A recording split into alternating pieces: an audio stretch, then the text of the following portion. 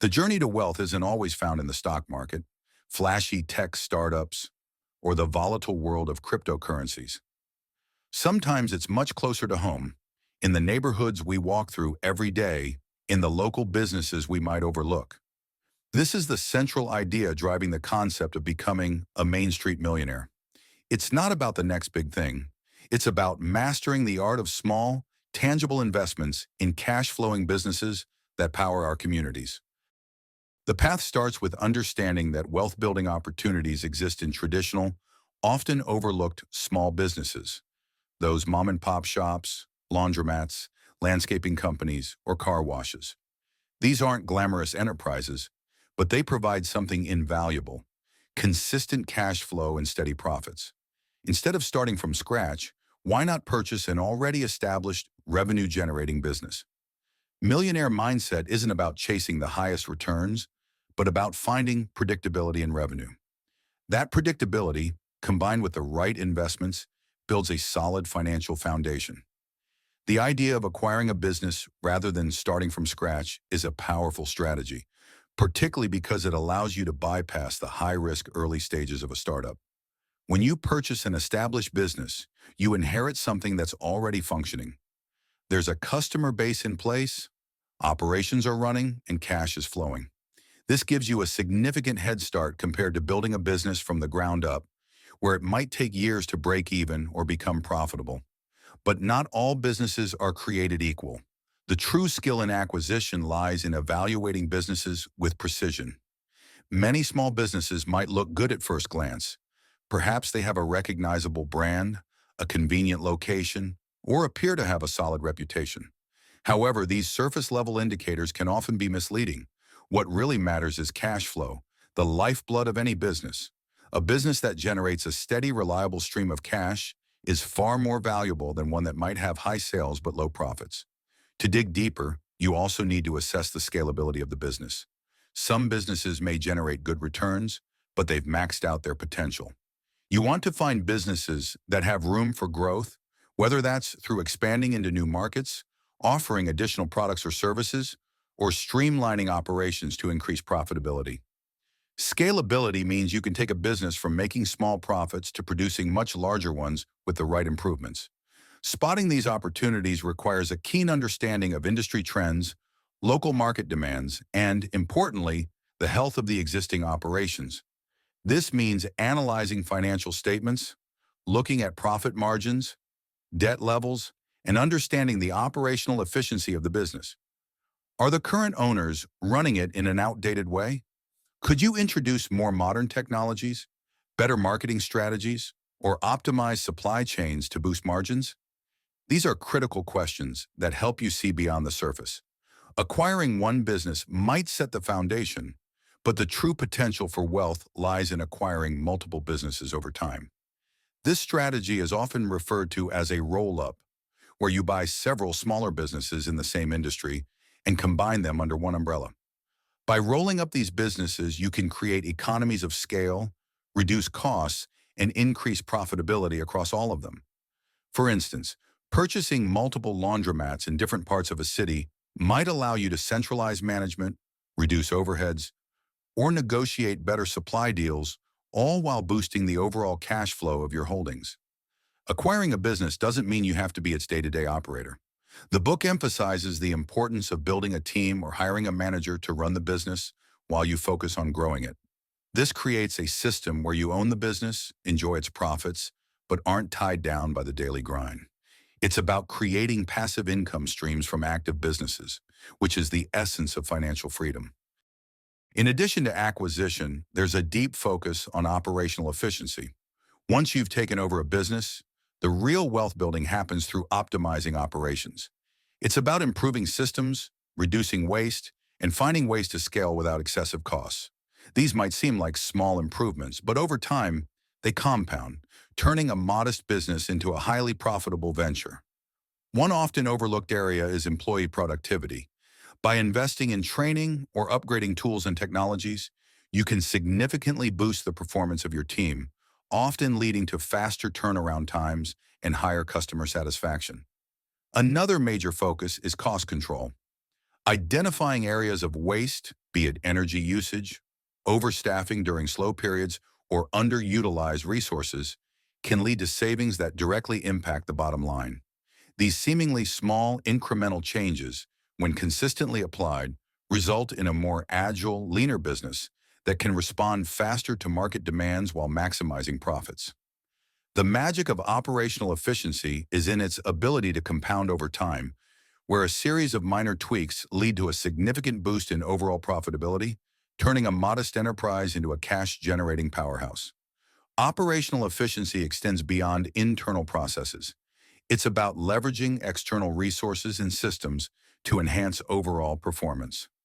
One of the most impactful ways to achieve this is through outsourcing non-core tasks. Whether it's using third-party logistics providers, external marketing agencies, or contract-based services, outsourcing allows businesses to focus on what they do best while letting specialists handle peripheral functions. One powerful example to illustrate small business acquisition and operational efficiency is the story of an entrepreneur who purchased a struggling laundromat. The laundromat had steady customer traffic, but was underperforming due to outdated equipment, poor management, and inefficient operations. Rather than starting a new laundromat, the entrepreneur saw potential in buying an existing business that already had an established customer base. After the acquisition, the new owner immediately focused on operational improvements. The first step was upgrading the old, inefficient machines with newer, energy-efficient models, which not only improved customer satisfaction, but also reduced utility costs significantly. They also implemented automated payment systems, reducing the need for staff and streamlining cash handling, further cutting operational costs. In addition to operational upgrades, the owner invested in marketing, which the previous owner had neglected. By enhancing the laundromat's online presence and offering promotions, they attracted new customers while retaining the existing ones. These efforts quickly increased revenue, turning the laundromat from a modest income source into a more profitable venture. Another compelling example of successful small business acquisition is the story of an entrepreneur who bought a landscaping company that was struggling to maintain profitability due to high employee turnover and inefficient scheduling practices. Recognizing the potential in this service-oriented business, the entrepreneur decided to acquire it rather than start a new venture from scratch. Upon taking ownership, the new owner implemented several key changes to enhance operational efficiency. The first step was to assess the workforce and improve employee retention. They introduced a comprehensive training program to enhance employees' skills and create a more engaged workforce. This not only reduced turnover, but also improved service quality, leading to higher customer satisfaction and repeat business. Next, the entrepreneur focused on optimizing the scheduling system. By adopting scheduling software that allowed for better resource allocation, they could minimize downtime and ensure that crews were dispatched efficiently. This system also provided clients with accurate arrival times, which improved customer communication and satisfaction. As a result of these strategic improvements, the landscaping company not only regained its former clients, but also expanded its customer base significantly. Within a few years, revenue doubled, and the business became a respected name in the local market. This example illustrating the power of small business acquisition as a viable path to wealth creation. Building a network is another core element. Wealth is rarely built in isolation, and being surrounded by the right people, advisors, fellow business owners, mentors, can provide a significant advantage. Through the stories shared, we see how relationships play a critical role in finding opportunities, securing financing, and even growing the acquired businesses. The concept of relationship capital becomes as valuable as financial capital, showing that people are the ultimate asset in any business journey. Once the network is established, the next step is tapping into the power of collaboration. A strong network isn't just about having contacts, it's about creating mutually beneficial partnerships that accelerate growth. Collaborating with other business owners, mentors, or even suppliers can open doors to new opportunities, whether it's joint ventures, shared marketing efforts, or cross-promotion strategies. These partnerships allow you to leverage each other's strengths, customer bases, or industry insights. Alongside relationships, risk management emerges as a crucial pillar. A Main Street millionaire isn't someone who takes wild gambles. Instead, the focus is on protecting investments while carefully scaling. The first layer of defense is diversification. Rather than putting all your capital into one business or industry, spreading investments across various sectors reduces exposure to market volatility. For instance, if one business struggles due to seasonal fluctuations or economic shifts, another unrelated business could provide stable income, balancing the risk. Diversifying into different geographic locations can also shield against local economic downturns, giving the portfolio a broader, more stable foundation. Another essential component of risk management is financial prudence. Maintaining a healthy level of liquidity is vital to weather unexpected financial shocks, whether that's through keeping an emergency cash reserve or securing lines of credit. This cushion ensures that you can handle unforeseen expenses, such as equipment repairs, legal challenges, or temporary revenue drops, without derailing your overall financial plan. Equally important is legal protection. Structuring your businesses with the right legal entities, such as LLCs or corporations, helps limit personal liability in case of lawsuits or debt defaults. This shields your personal assets, ensuring that financial risks are contained within the business itself. Moreover, obtaining the appropriate insurance coverage, whether it's property insurance, liability insurance, or key person insurance, offers another layer of protection, safeguarding against potentially catastrophic losses. Lastly, managing risk involves strategic planning and proactive problem solving. Regularly assessing the market and your business's performance allows you to make informed adjustments before small issues become major problems. This could mean renegotiating supplier contracts, rethinking pricing strategies, or even pivoting the business model to align with evolving customer demands.